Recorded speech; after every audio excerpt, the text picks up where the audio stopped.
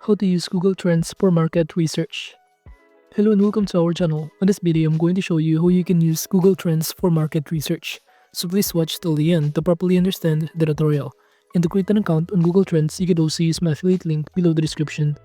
We earn a small commission at no additional cost to you, and by using the link, you may also get some discount or rewards upon sign up. But before that, if you don't know what is Google Trends, it is a powerful tool that provides insights into the popularity of search queries over time across various regions and languages. And by analyzing data from Google Search, it allows users to explore what the world is searching for, offering a visual representation of interest levels through graphs and maps. And users can compare multiple search terms, track seasonal trends, and identify emerging topics. And Google Trends also highlights trending stories and topics in real time.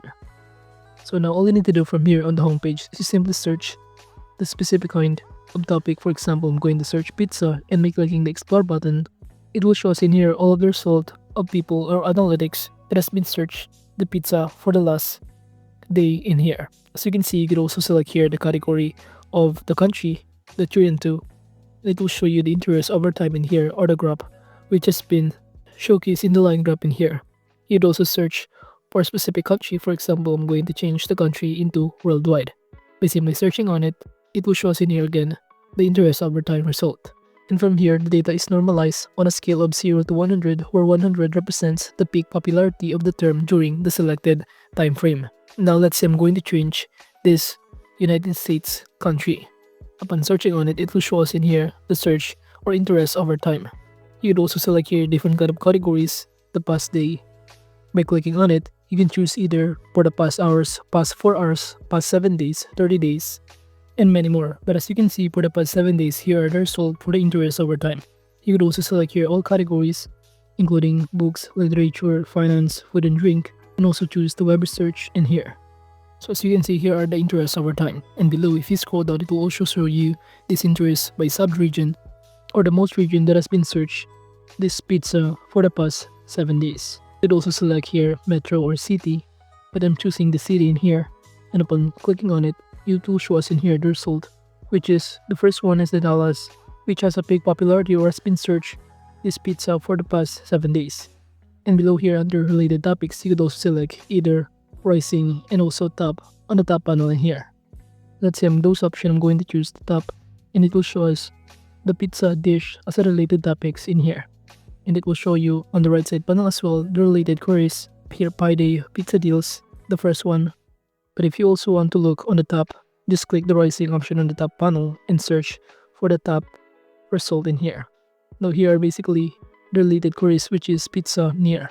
So basically, the purpose of Google Trends in market research is to provide a data-driven insight into customer behavior, interests, and search patterns, enabling businesses to make informed decisions. You could also embed here on your desktop, mobile, or even simply download the result if you want to. Now you could also click this compare to search for a specific also comparison to compare two things in here. For example, I'm going to search donut in comparison to pizza, and it will show us in here the result below under this interest over time, in which pizza has more interest over time than the donuts in the search result in here.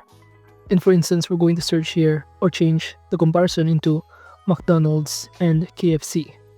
And upon searching on it, it will show us in here below the comparison result, which is the interest over time. McDonald's has more search result than KFC, which means that many people search McDonald's than KFC for the past 7 days. You could also select here or choose for the past 30 days to see the result that has been changed. However, at this point, it is also the same, where McDonald's has more search than KFC in here.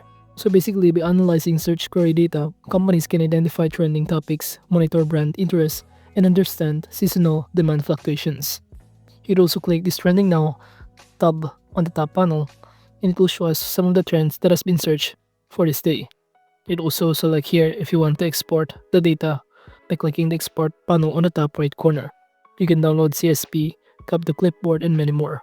But to see the data, just simply click on it if you want to, and upon clicking on it, it will show us in here the trend breakdowns and the news that makes it become trending.